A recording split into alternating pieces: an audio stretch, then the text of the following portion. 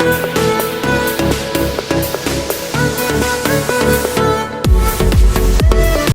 আলাইকুম প্রিয় দর্শক, আশা করি সকলেই ভালো আছেন। আজকে আমি আপনাদেরকে বাংলাদেশি রেস্টুরেন্ট স্টাইলে চিকেন সিজলিং করে দেখাবো, তাও চিকেন সিজলিং প্যান ছাড়া, এবং সাথে থাকছে একটি স্পেশাল সস। এর স্বাদ আরও বেশি বাড়িয়ে দিবে। চলুন তবে শুরু করা যাক। আমি এখানে একটি মুরগির ব্রেস্ট পিস নিয়েছি এবং তা এভাবে কিউব করে পাতলা করে কেটে নিয়েছি। আপনারা চাইলে লম্বাভাবেও কেটে নিতে পারেন। আমি ম্যারিনেট করে নিব। ম্যারিনেট করার জন্য আমার লাগবে হাফ চা চামচ রসুন বাটা, হাফ চা চামচ আদা বাটা, গোলমরিচের গুঁড়ো হাফ চা চামচ এবং গুঁড়ামরিচ নিয়ে নিচ্ছি 1 চা চামচ।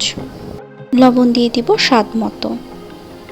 সয়া সস দিয়ে দিচ্ছি 1 টেবিল চামচ, টমেটো সস দিয়ে দিব 2 টেবিল চামচ এবং এখানে আমি কর্নফ্লাওয়ার দিয়ে দিচ্ছি 2 চা চামচ। উপকরণগুলো দেয়া হয়ে গেলে ভালোভাবে মিক্সড করে নিব এবং মিক্সড করে নিয়ে আমি ম্যারিনেট করে রাখবো 1 ঘন্টার জন্য।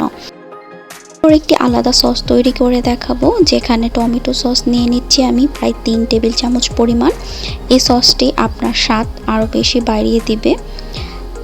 সয়া সস দিয়ে দিচ্ছি 1 টেবিল চামচ, মরিচ দিয়ে দিচ্ছি 2 চা চামচ পরিমাণ এবং সামান্য পরিমাণ পানি আমি অ্যাড করে নিব। পরবর্তীতে এই পানিটা কিন্তু টেনে যাবে। রেডি হয়ে গেছে এবং এই সসটা কিন্তু এই রান্নার ক্ষেত্রে খুবই ইম্পর্টেন্ট।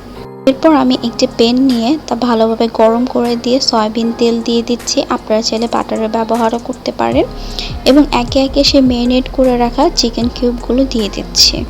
দর্শক, আপনি যদি আমার চ্যানেলে নতুন হয়ে থাকেন তাহলে অবশ্যই আমার চ্যানেলটি সাবস্ক্রাইব করতে ভুলবেন না। তো আমি চিকেনটা আগে থেকেই ম্যারিনেট করে রেখেছি, তাই আমার চিকেনটা হতে বেশি সময় লাগবে না, 5 থেকে 8 মিনিটের মতো সময় লাগবে। চিকেনটা মোটামুটি একটু ভাজা হয়ে গেলে এটাকে আমি উঠিয়ে রেখে দিব। দ্বিতীয় স্টেপ রান্নার জন্য আমি এখানে সবজি নিয়েছি ক্যাপসিকাম, গাজর, আপনারা চাইলে বরবটির ব্যবহারও করতে পারেন এবং পেঁয়াজগুলোকে ঠিক এভাবে কিউব করে কেটে নিতে হবে। আমি সেই একই প্যানে পেঁয়াজ কুচি এবং কাঁচামরিচগুলো দিয়ে দিচ্ছি। সাথে ক্যাপসিকামটা আমি আগে ব্যবহার করব, সিদ্ধ হতে একটু সময় লাগবে তাই। কিছুক্ষণ ভাজার পরে আমি এখানে দিয়ে দিচ্ছি গাজর। সবজির প্রয়োজন অনুযায়ী আমি এখানে লবণের ব্যবহার করছি। রেস্টুরেন্টে রান্না করা কিন্তু খুব কঠিন কিছু নয়, ঘরে থাকা উপকরণগুলো দিয়েই খুব সহজেই রেস্টুরেন্টের স্টাইলে সকল ধরনের রান্না করা যায়। আমার চ্যানেলটিতে আমি চেষ্টা করি খুব সহজে এবং ঝটপট কিভাবে সকল রান্না করা যায় তা করার।